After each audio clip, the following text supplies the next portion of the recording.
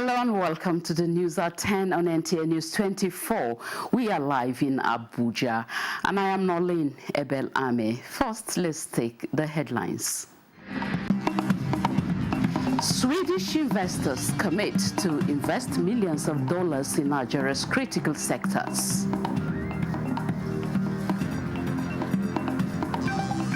National Center for Control of Small and Light Weapons destroys over 2,000 illicit weapons in Abuja. This event serves as a testament to our resolve to rid Nigeria of menace of illegal arms. Senate requests immediate repairs of all bridges across the country.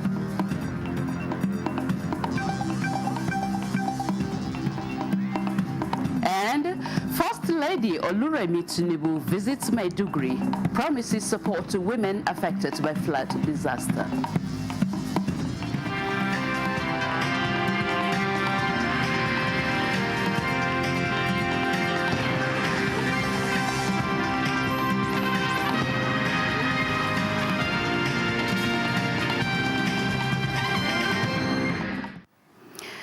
We start from the Scandinavia, where the foreign investment drive of the Tinubu administration got another significant boost, as several investors from Sweden committed to invest millions of dollars in Nigeria's digital economy, health and other critical sectors. This is coming as Vice President Kashim Shettima engages in bilateral talks with major investors in Sweden. State House correspondent Abdurrahman Jibrila reports. This commitment followed assurance to global investors at a business meeting with Swedish businesses in Stockholm. As Vice President Kashim Shettima said, they can now take advantage of Nigeria's growing investment climate, which is currently providing limitless opportunities for serious investors. He cited opportunities that abound in Nigeria, including digital economy, agriculture, renewable energy, and micro, small and medium enterprises. He recalled that trade between Nigeria and Sweden grew by 30% in 2022, informing a greater need for deeper collaboration between both nations. The average age of the Nigerian nation is 16.9. Hope springs eternal from the household. I am an eternal optimist, but I am also a realist. The anticipated demographic bulge in Nigeria, with your partnership, we are capable of transforming it into demographic dividends. Not the much-feared demographic disaster that will consume all of us. Once we harness the potentials of the youth, once we give them hope for a better tomorrow, Your Excellencies, distinguished ladies and gentlemen, there is hope for a better tomorrow. Vice President Shettima also emphasized Nigeria's population as Africa's largest, saying the nation's strategic advantage is not solely based on being the largest ICT market or the most populous nation in Africa, but also on the creativity and knowledge sharing of youth population, which he described as the real engine of the nation's economy. Edgar Lugzak, chairman, partner and head of advisory Epicenter Sweden, noted that the future is digital, assuring that the Epicenter is ready to engage not just in words, but in action. He noted that through collaboration, both countries can build a stronger economy, create jobs, and most importantly, ensure a future for the generations to come. Akinola Jones, director of Gulwa, a digital wallet service, said as part of its contribution to the renewed hope agenda of the Tinubu administration, the company will train 30,000 youths in digital skills. Jones said they had already started training about 1,000 persons in Jigawa State, adding that they were committing $100 million across Nigeria. Abdurrahman Jibrila, NTA News. In Improved synergy among security agencies and the expression of political will by the federal government accounts for the feat being achieved in securing the country against all forms of criminality.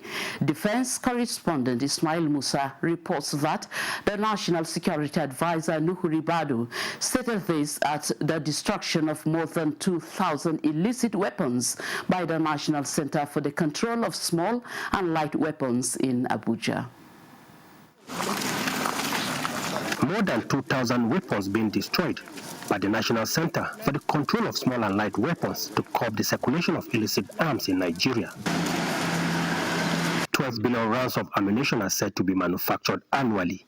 857 million small and light weapons in circulation globally. 70% of these are said to be in Africa, with Nigeria having the largest number.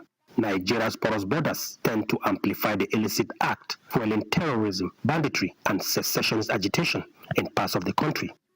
This destruction exercise today is not just a symbolic act. It has tangible security implications. By permanently removing these arms from circulation, we reduce the risk they pose to our communities and send a clear message, and that is, Nigeria will not tolerate the illegal trafficking and possession of small arms and light weapons.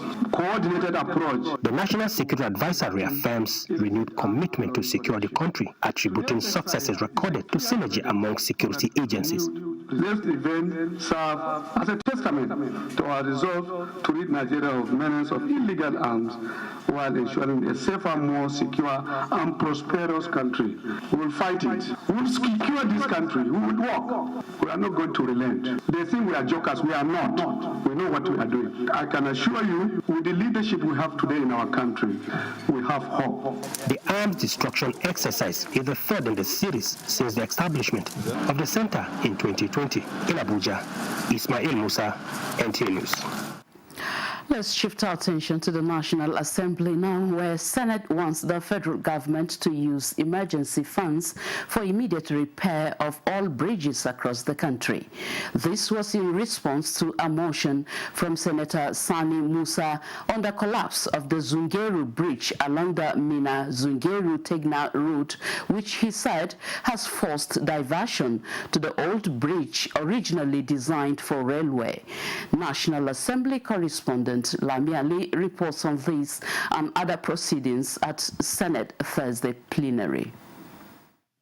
The Zungeru Bridge collapse and diversion of commuters, Senator Musa noted, is affecting economic activities and has heightened insecurity in the area. The continuous usage of the old bridge will lead to devastating social and economic consequences that could further aggravate insecurity. The capital contingency can be utilized to attend to these emergencies. Forced domicile in the service routes to cater for the immediate repairs of the Zungeru Bridge and all other bridges that are in this state of disrepair across the nation. The legislators urge relevant agencies to assess and evaluate the state of bridges in Nigeria towards outlining a long-term strategy for sustenance. Senate passed for second reading a proposed legislation that would enhance provision of working capital for micro, small and medium enterprises in Nigeria, so that their operation cycle can be faster.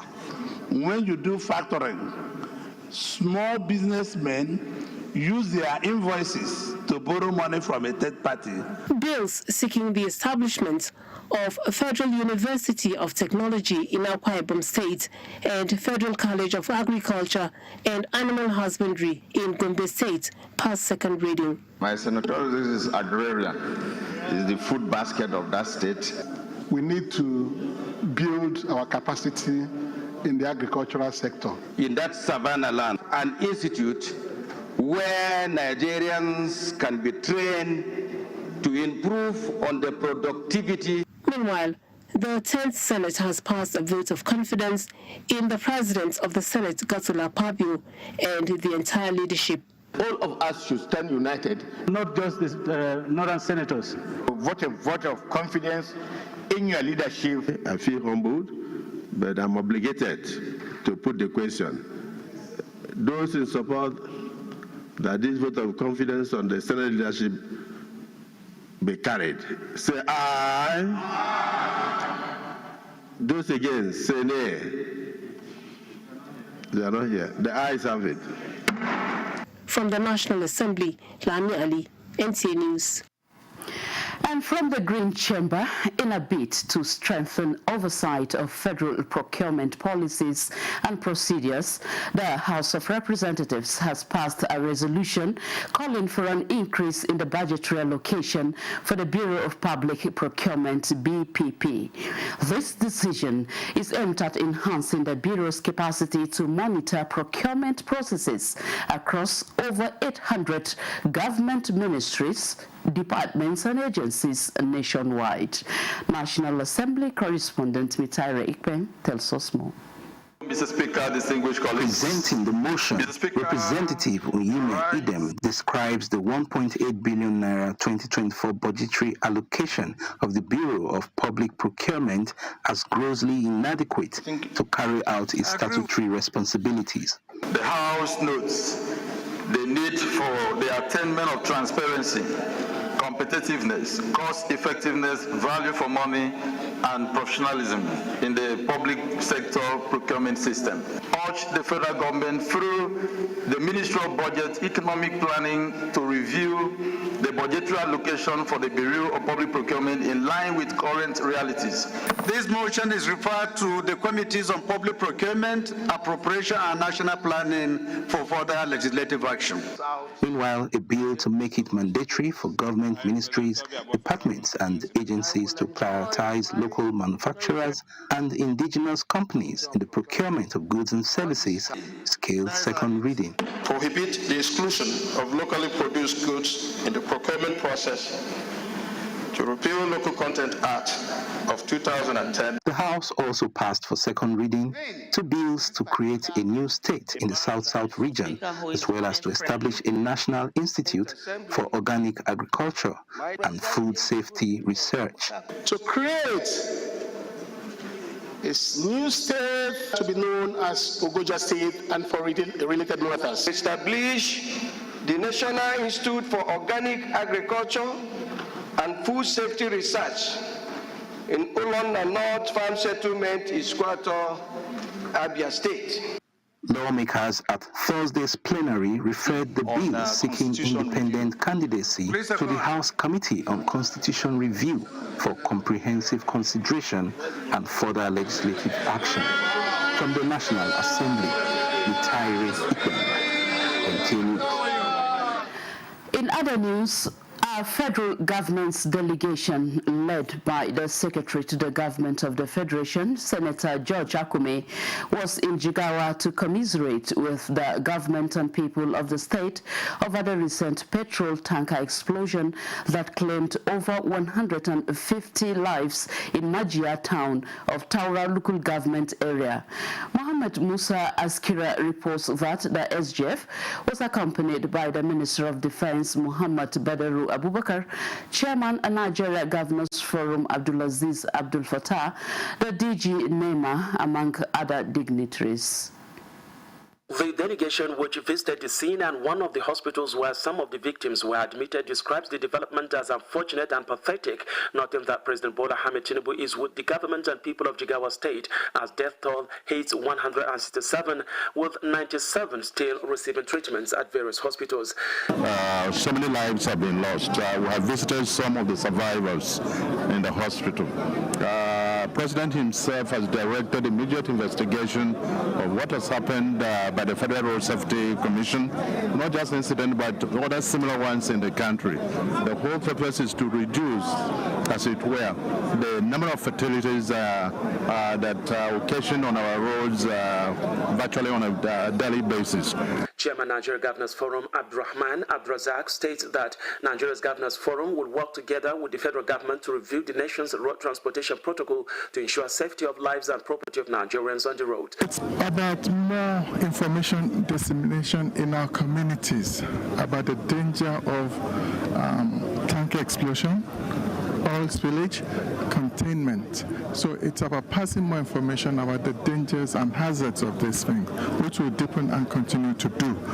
On his part, the Co-Marshal, Federal Road Safety Co, Sheikh Mohammed stresses the need for more awareness on the danger of oil spillage to save Nigerians whenever such unfortunate development unavoidably happens. We are going to continue to intensify and improve on our safety measures for conveying petroleum product and other product, preloading, well loading, and post-loading, so that we get rid of all the carnages that is happening in our Nigeria road. The message conveyed by the Secretary to the State Government from the President is something that is giving us a lot of hope as Jigawa people, because the President has shown a lot of love for us.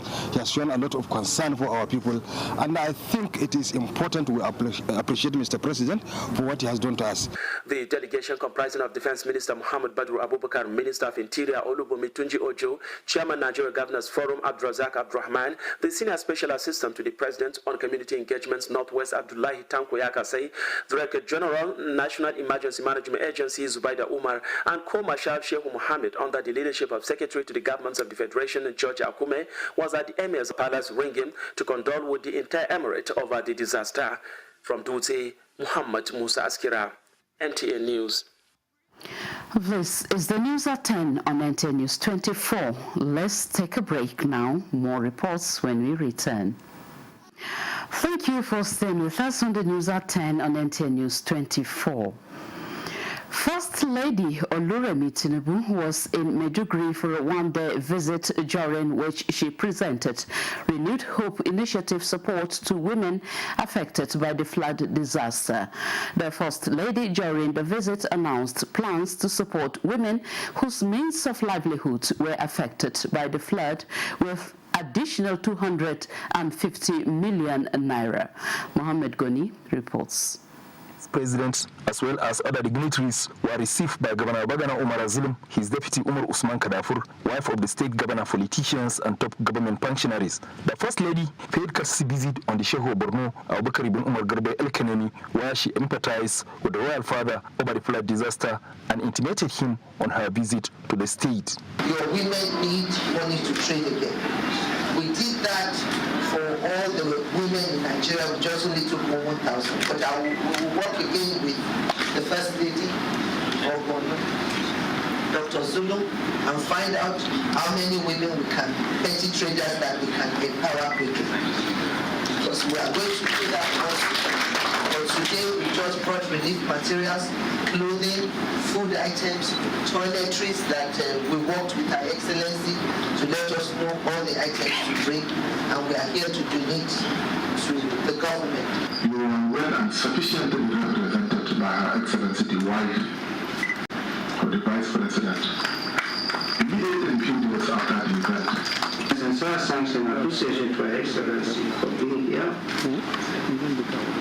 Personally, to sympathize with us over the recent unfortunate situation.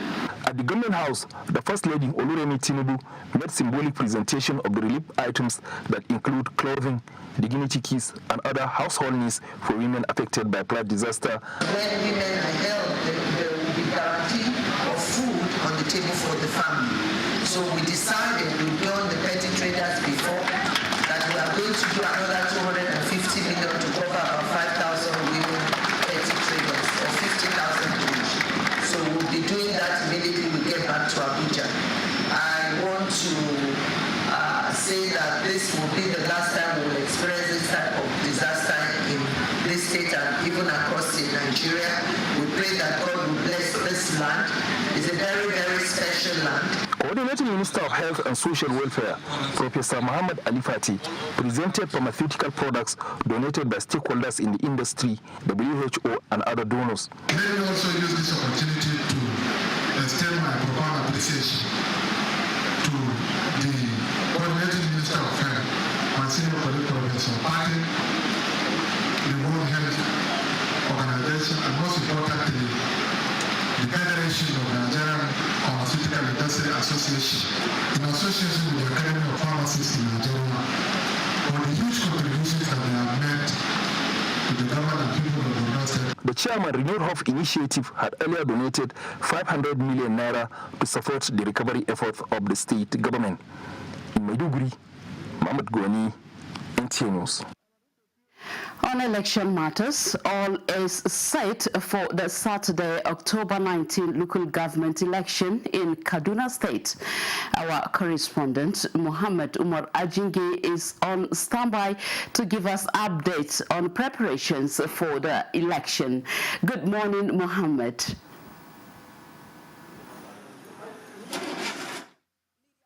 Morning, Nolin. Like you actually said, preparations are on top gear for the local government election across the 23 local government areas of Kaduna State, hopefully tomorrow, Saturday. I'm right now at the State Independent Electoral Commission, an agency in the state bestowed with the responsibility to conduct this election across the 23 local government areas of Kaduna State, as well as the 255 wards. Already the distribution of the electoral materials have commenced to the various local government areas, because some local government areas as far as 2 hours to 3 hours journey, like Sanga, Kaura, and Binungwari, and this commission has decided to commence the distribution of these electoral materials today. I'm right now at the CCOM office, and then I'm together with the head of this agency bestowed with this responsibility to conduct this election, for us to hear how prepared they are and what are some of the things, the final touches they are putting in place to ensure the success of this exercise. Good morning, ma. Good morning. How is preparation, and what have you people been able to achieve so far? Our preparation is ongoing. As you can see, we are dispatching our sensitive materials for onward delivery to 23 local government. Then they will step it down towards and polling units, and everything is on schedule. Well, the issue of some places that are a little bit far from here, like Binungwari, like Aura, like Sanga, and Binungwari, of course, we know they're facing some security challenges. What are some of the preparations put in place? For the places that are a bit far, maybe 3 to 4 hours drive from Kaduna city, we will dispatch their materials first. We are working with time. We know the distance of these places, and we will calculate at what time these materials will arrive. And as for the local government and other places that have wards that have security challenges, we are working closely with the security agency to give us enough security escort and backup to ensure that these materials have reached their destination safely. Thank you very much. We wish you all the best. I've been talking to the head of the State Independent Electoral Commission, CCOM, on so far their preparations to hold the local government election tomorrow here in Kaduna State. About 6 political parties are participating in this election. Now, hopefully, we'll give you more update on some of this deliverance of the sensitive materials later, and of course, the D-Day tomorrow, how the election will start. Very well, Mohammed. Thank you so much for the updates on the preparations so far for the local government elections in Kaduna to be held tomorrow. Thank you. Meanwhile, the Independent National Electoral Commission, INEC, has kicked off the distribution of permanent voter cards, PVCs, ahead of the Ondo State governorship election set for November 16. Eligible voters commended the exercise, lauding INEC for the smooth execution and transparency of the process. Abdul Karim Ahmed reports. The distribution of permanent voter cards, PVCs, commenced at various registration centers across the 18 local government areas of the state.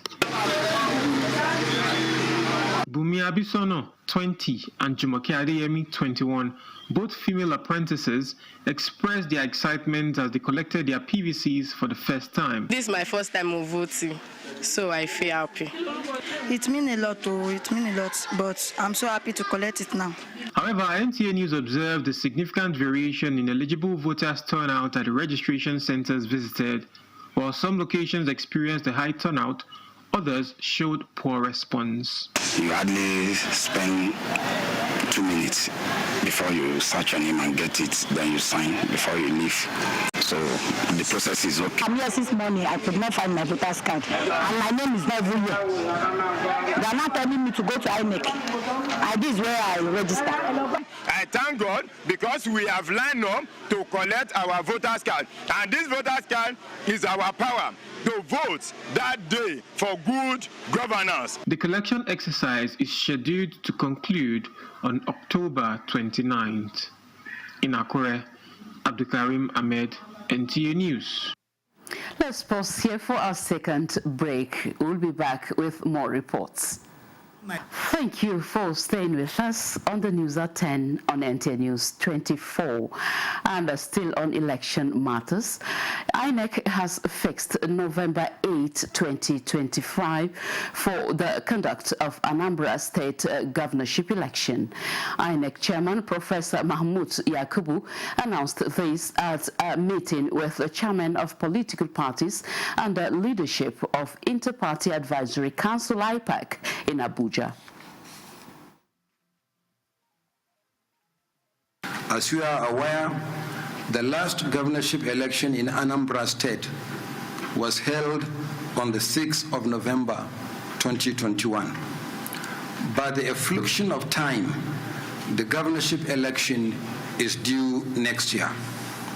Consequently, the Commission has approved that the 2025 Anambra State governorship election will hold on Saturday, 8th November 2025. In compliance with the mandatory requirement of 360 days, the formal notice for the election will be published on the 13th of November 2024. Party primaries will be held from 20th March 2025 to 10th April 2025. And here is a copy of the 2025 Anambra State governorship election. INEC also appealed to political parties to be civil as campaigns continue in the November 16 Ondo State governorship election. In the meantime, the Kogi State government has announced restriction of vehicular movement between the hours of 7 a.m. to 4 p.m. on Saturday, 19th October 2024. A statement by the Commissioner of Information in the state, Kinsley Pao, says the decision is to ensure a hitch-free council poll in the state and to guarantee the security of voters and citizens across the 21 local government areas of the state. The state government has also directed security agencies to enforce the order in the interest of the people and to ensure that offenders are punished.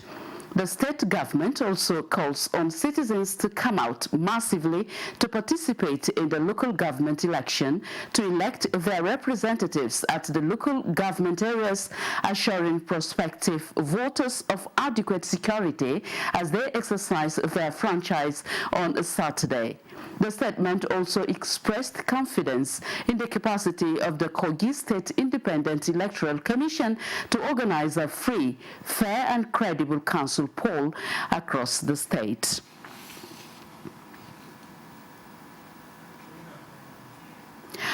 Ahead of this weekend's local government election in Kogi State, the State Independent Electoral Commission, SEC, has urged election observers to maintain professionalism and avoid making inciting comments during the process.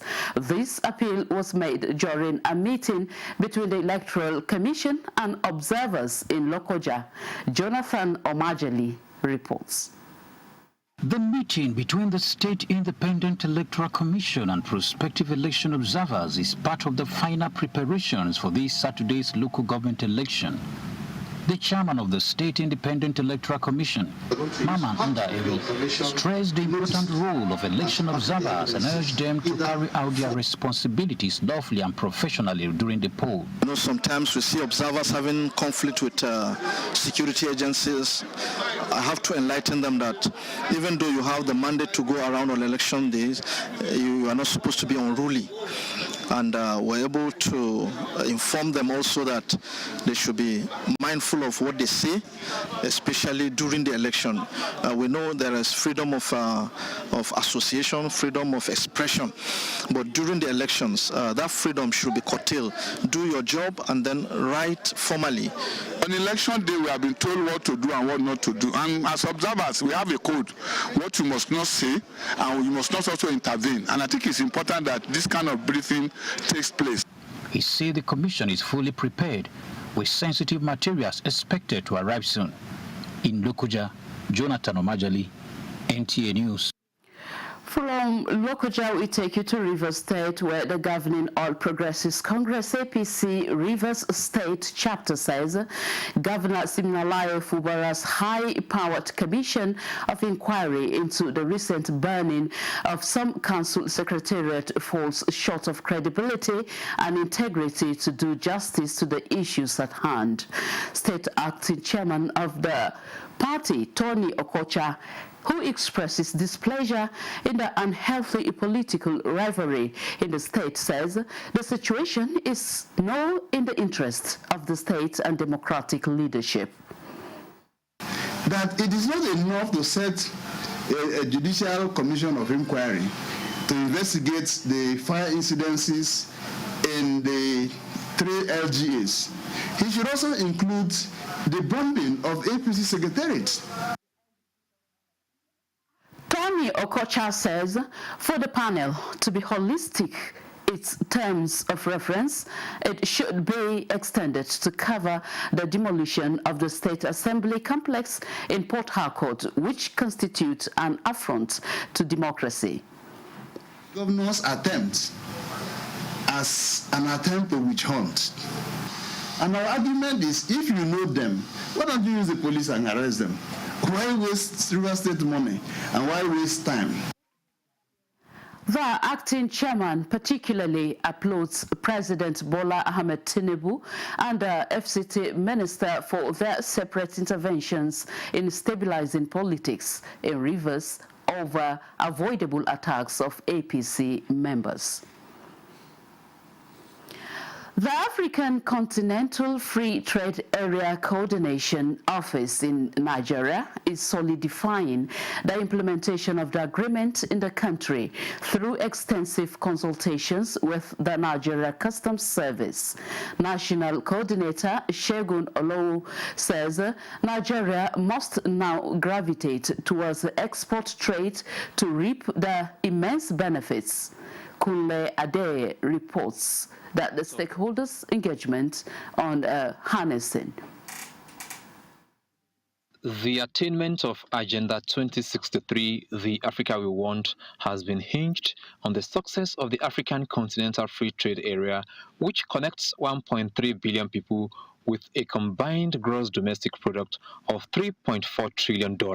With the takeoff, the Africa Continental Free Trade Area Coordination Office in Nigeria views the largest global economic agreement as the new wealth of Africa and wants Nigeria to exert its dominance as Africa's largest economy by shifting focus to trade exports based on its market size, but not without some stipulations for the Nigeria Customs Service. The Nigeria Customs Service is the designated competent authority.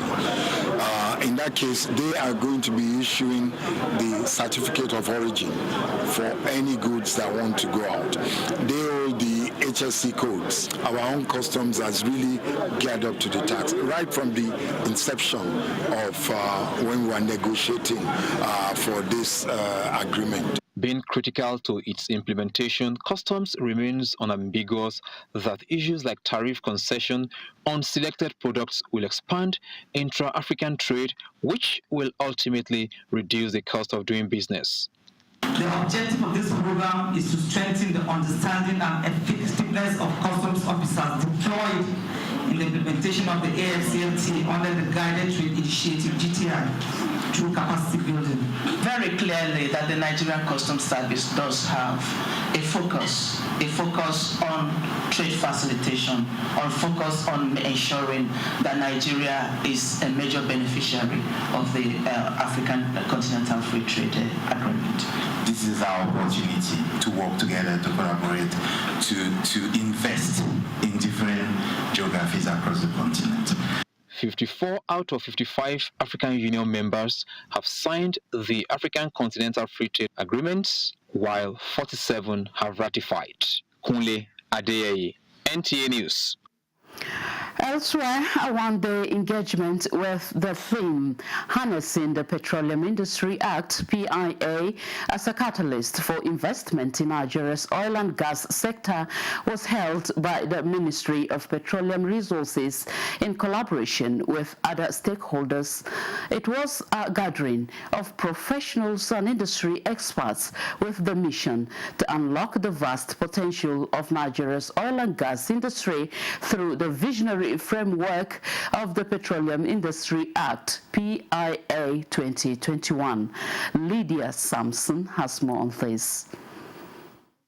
Despite the global shift towards renewable energy, key players say petroleum remains crucial in the energy mix. It currently accounts for over 55% of energy consumption globally, driven by rising demand, particularly in developing nations. This, according to the representative of the Permanent Secretary, Ministry of Petroleum Resources, is why the ministry brought stakeholders across the oil and gas value chains to proactively navigate rapidly evolving global energy landscape. The Decade of Gas initiative has already seen progress in projects like the Ajakuta to Kaduna Kano EKK gas pipeline and the Nigerian-Morocco gas pipeline, which will transform Nigeria's gas landscape and enhance regional energy security. Unlocking investment, various speakers say, must be backed by ensuring that Nigeria remains a global leader in the oil and gas industry while embracing sustainability. It is important to remember that the PIA key objectives include optimizing government revenues, creating jobs, sustainable development of host communities, and in particular providing the atmosphere for developing new technologies. This positions Nigeria as a forward-looking energy giant in Africa. Determination, a political will to show that there is an interest to actually curb oil theft. And the first step to that is to tell Nigerians unequivocally how many barrels of crude oil we produce daily. Participants are on the same page that human capital development remains the bedrock of foreign direct investment, economic growth, and prosperity for any nation. In Abuja, Lydia Sampson, NTA News. And talking environment now, since Nigeria joined about 175 other countries at the United Nations Environment Assembly to sign the policy document on plastic pollution, federal government has been doing its best to tackle the menace of plastic pollution. But the Bola Ahmed Tinubu administration finally brought the war home by banning single-use plastics recently. Environment correspondent Mina Daniels was at the official launch of the National Action Roadmap on curbing plastic pollution and brings us an update. What we have done over the last 2 years, working within these stakeholders, is to develop a very strategic roadmap that outlines all of the issues around plastic pollution in the country. In addition to other efforts put in place by the Tinubu administration to combat the menace of plastic pollution, the Nigerian National Plastic Action Partnership, in collaboration with the Federal Ministry of Environment, has launched a roadmap for sustainable use of plastics in Nigeria, tagged towards a system change in plastic pollution. To reduce our waste, at the same time it will create wealth. So in the name of Almighty God, I now launch this roadmap. So thank you very much. As you know, is a founding member of an organization we call Food and Beverage Recycling Alliance, which is a producer responsibility organization who have galvanized a crop of multinationals and local companies to be able to partner with MPAP today on the roadmap. And primarily, the first step is on waste reduction. So we are rethinking on how we are repackaging our beverages. So what this policy that has been released today is actually asking is that everyone changes their attitude towards plastic waste disposal from the point of production, distribution, and disposal.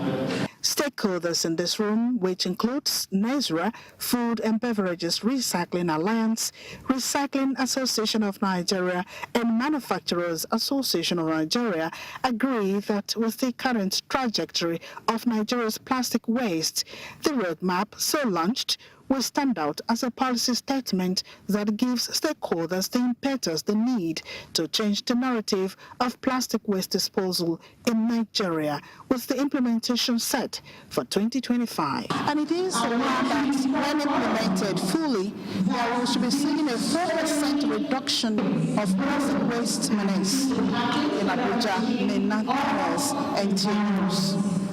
Thank you very much, Mina. Key players in Nigeria's information, communication and technology ICT sector want increased reliable communication satellites that will re-engineer the socio-economic development and ultimately help in achieving the desired national sovereignty. This was among the crux of submissions at a stakeholders forum organized by the Nigeria Communications Satellite, NACHCOMSAT Limited in Abuja. Oluseya Debo has details. A continuation of the 2024 Nigerian Satellite Week, and the focus is on harnessing satellite communications for sustainable development. Nigeria Communications Satellite Limited is assembling these experts to discuss the progress of national satellite services, re-echo the essence of strategic partnerships with NACHCOMSAT in promoting commercialized services and help generate significant revenue for sustainable development. We want to experience different sectors of all need to be broadcasted, because we want to start a conversation on how we can fully impact the digital economy for Nigeria, starting with satellite technology. We should seize the opportunity of this event to celebrate our achievements, explore new pathways and solutions, forge meaningful partnerships, and drive transformative change. From professional analysis came a unanimous call on expansion of satellite infrastructure in the country towards an improved communication, data services, and technology-driven solutions for various sectors, especially security. Right now, we have moved from normal military operation to advanced military operation. We now use drones. Now, drones, without satellite, we cannot operate our drones. Therefore, our partnership with NACHCOMSAT will see to the launching of more satellites in space. Our target in terms of penetration level is to work with agencies, collaboration, but we want to move the nation's broadband penetration from where it is today, is about 45% to 75%. We want to dominate this market in terms of how we serve this market. We see a future where 70% of our revenue will come from the Nigerian market. These experts adhesed the success of effective satellite communication on active involvement of public and private sectors. In Abuja, Oluseya Adiagbo, NTA News. And on education, dichotomy in addressing challenges of teaching staff, non-teaching staff, and other infrastructure is affecting delivery of quality education in Nigeria's tertiary institutions. President, Non-Academic Staff Union of Education and Associated Institutions, NASU, Makolo Hassan, recorded this at the union's council meeting in Abuja. Joseph Osen reports. The enhancement of the welfare of non-academic staff and improving infrastructure, as well as other socio-economic issues affecting productivity, in colleges of education are the subject of discourse at this gathering. From administrative duties to ensuring our campuses are conducive for learning, research, and innovation, your contribution is essential to the success of the university system and education as a whole. As organized unionists, we must also fight for the welfare of millions of workers in the informal sector, in the communities, and for others who have no voice as we have. Among other critical issues brought to the fore at this council meeting is that of honoring collective agreements which the unions attribute to a series of industrial disputes that has grounded the nation's education system on several occasions.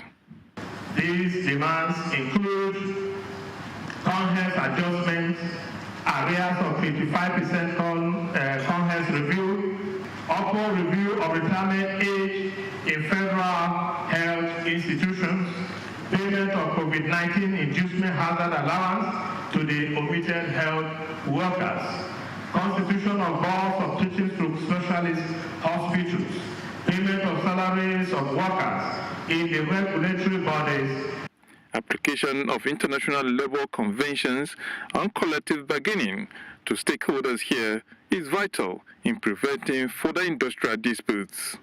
In Abuja, Joseph Otsen, NTA News. If you just joined us, this is the news at 10 on NTA News 24. Here are the major highlights of the bulletin. Swedish investors commit to invest millions of dollars in Nigeria's critical sectors.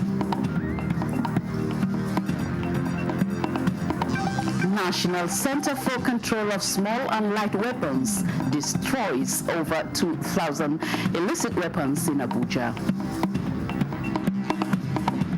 This event serves as a testament to our resolve to rid Nigeria of menace of illegal arms. Senate requests immediate repairs of all bridges across the country.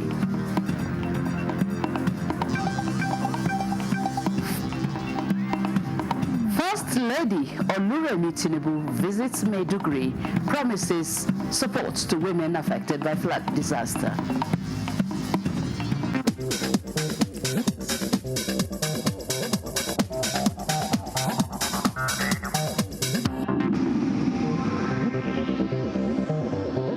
This is NTA News 24. Imagine having access to a vast virtual library of computing resources available anywhere, anytime. That's the fascinating world of cloud computing.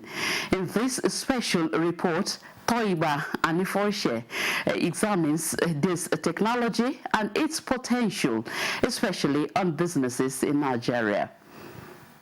Unlike traditional computing, which relies on local machines for storage processing and software, cloud computing stores and processes data over the internet using a network of remote servers. Cloud computing is believed to have been invented by an American psychologist and computer scientist, Joseph Carl Robert Licklider, in the 1960s, with his work on ARPANET to connect people and data from anywhere at any time. Today, experts say that cloud computing is dominating the technological landscape with the potential to enhance operations for businesses in Nigeria. Cloud computing has the advantage of helping businesses to leverage on the experiences of all other similar businesses in other climes, in other countries, in other economies. Cloud computing enables businesses to plug into the big data sets that have over time been filled up from algorithms or from time series analysis of critical business data. Okay, and then when businesses are able to plug into some of these data sets, it helps them to optimize optimize their own business processes. Take, for example, a small business here in Nigeria plugs into a software as a service in the cloud, and then the software comes with add-ons that enable them to, access data that has been used over time for a certain business case scenario, and then that helps that business in Nigeria to optimize or streamline their processes in a way that brings them the highest profitability. The technology also comes with its challenges. The major challenge with cloud computing is security, and as much as it revolves around artificial intelligence, machine learning, and every other technological advancement in the area of communication and information technology, security is a serious challenge. Cloud computing, since it relies on information that have been used over time also, some of this information can be subject to biases that pose a threat to business intelligence and then business development as well. So, although experts say that cloud computing has a lot of advantages, however, overdependence on internet connectivity can limit control and increase costs in the long run. In Abuja, Toyiba and Ifoshe, NTA News. Very well, Toiba. And now to foreign news. Egyptian officials and Iranian FM hold talks on regional tensions in Cairo. Plus, 7 persons feared death at a cafe in Mogadishu after a suicide bomb explosion. Patricia Isami Moluba has more for us on the foreign scene.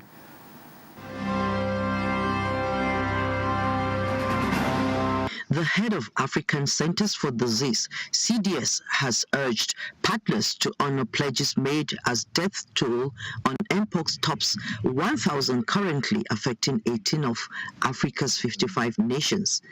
The head of the continent's top public health agency unveiled the latest figures. He said this week alone, more than 50 infected people were brought to them, totaling to above 1,100 victims. He therefore urged international partners to honor their pledges to support Africa's response. And elsewhere, the Iranian foreign minister and Egyptian officials hold talks on regional tension in Cairo. The discussions is set to focus on efforts to de-escalate Israel's conflicts against Gaza and Lebanon. El-Sisi reiterated calls to end Israel's war in Gaza to prevent it from expanding into a regional conflict. The Egyptian president also called for an end to the escalation in Lebanon and the violation in the West Bank, and to ensure the delivery of much-needed humanitarian aid. Lastly, on the foreign scene, reports from Mogadishu, the capital of Somalia, have it that 7 persons are feared death as a result of suicide bomber setting off an unknown device. The police also confirmed that 6 others were badly injured. The incident, as reported, occurred at a cafe located near a police training facility. The report stated that victims included both officers and civilians who were having a tea outside the General Kaahiye Police Academy. Patricia Esamiluba on the foreign scene.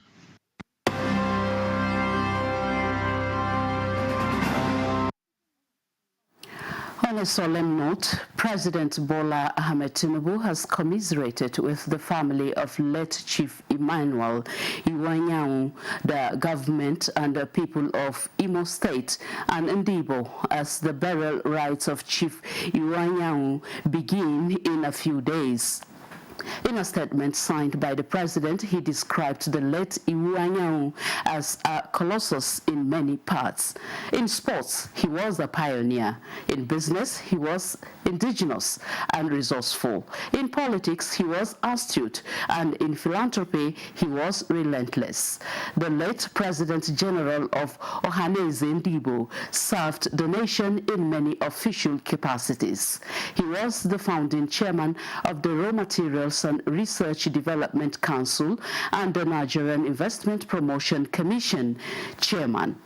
He also served as chairman of the Federal Road Maintenance Agency Board, founding chairman of the Nigerian National Lottery and chairman of the National Orthopedic Hospital, Igbobi.